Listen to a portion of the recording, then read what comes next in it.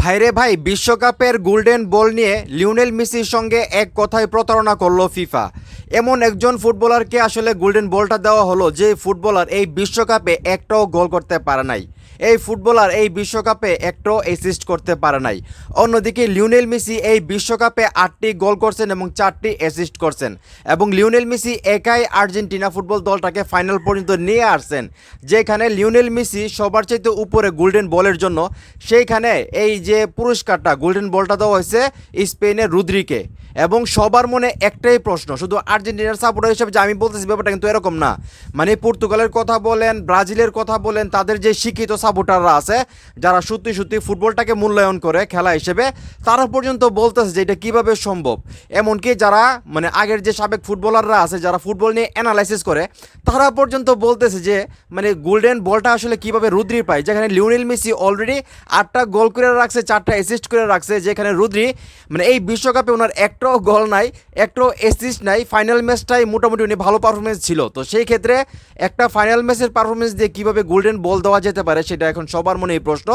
যদিও এতদিন ব্রাজিল বা পর্তুগালের অনেক সাপোর্টার ছিলেন যারা বলতেন যে ফিফা হলো মানে লিওনেল মেসি হলো একজন মাফিয়া, লিওনেল মেসি হলো ফিফা পুত্র, লিওনেল মেসিকে নাকি আসলে ফিফা থেকে সহযোগিতা করা হয়। কিন্তু ফাইনাল ম্যাচে যে কাজ করা হলো, আর্জেন্টিনার কয়টা ফুটবলারকে আসলে হলুদ কার্ড দিয়েছে সেটা আপনারা দেখছেন। তো এগুলো নিয়ে কথা বলতে চাই না, আমি কথা বলতে চাই গোল্ডেন বল নিয়ে।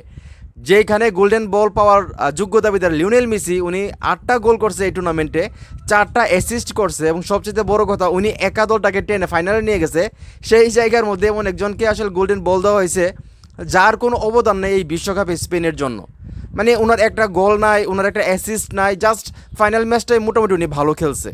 তো সেই ম্যাচটা দেখার পর বা সেই পুরস্কার বিতরণীটা দেখার পর কিন্তু সবার মনে একটাই প্রশ্ন, শুধু আমি যে আর্জেন্টিনার সাপোর্টার হিসেবে বলতেছি এরকম না, কিন্তু আমি যেটা বললাম যারা শিক্ষিত পর্তুগাল এবং ব্রাজিলের যারা শিক্ষিত সাপোর্টার, যারা ফুটবলটাকে ফুটবলের মতোই দেখে, যারা ফুটবলটাকে ভালোবাসে, তারাও কিন্তু সিম কথাই বলতেছে যে না, এটা তো মেসির সঙ্গে অন্যায় হয়েছে। এটা তো টোটালি আসলে গোল্ডেন বলের যোগ্য দাবিদার লিওনেল মেসি। এবং বড় বড় যে ফুটবলাররা আছে, সাবেক ফুটবলাররা যারা ফুটবল নিয়ে কথা বলে, অ্যানালাইসিস করে বা নিউজ করে, তারা অবাক হয়ে গেছে যে এটা কীভাবে সম্ভব, মানে ফিফা এটা কী করলো। তো আমি আপনাদের কাছে প্রশ্ন রাখতে চাই, আজকে যদি লিওনেল মেসি 0 অ্যাসিস্ট থাকতো, 0 গোল থাকতো বিশ্বকাপে, এবং লিওনেল মেসিকে যদি এই গোল্ডেন বলটা দেওয়া হতো, তাহলে আজকে ফেসবুকে বা ঐক্যজোটের যে সাপোর্টাররা আছে তারা আজকে মানে আন্দোলন শুরু করে দিত ফেসবুকের মধ্যে। তো এখন কিন্তু এটা নিয়ে কোনো কথা হচ্ছে না, কোনো কথা হচ্ছে না, কিন্তু সবাই কিন্তু চুপ।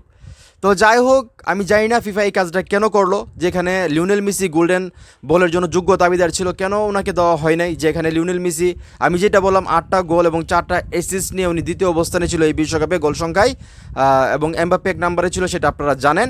তো সেইখান থেকে রুদ্রি কীভাবে এটা পাইলো, একটা গোল না করে, একটা অ্যাসিস্ট না করে, পুরা বিশ্বকাপের টুর্নামেন্টের মধ্যে, এটা আসলে সবার কাছে এখন প্রশ্ন।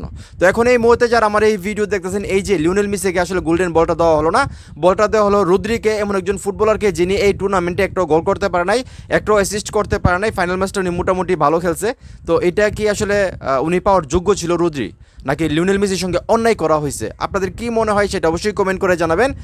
ভিডিওটা ভালো লাগলে অবশ্যই শেয়ার করবেন।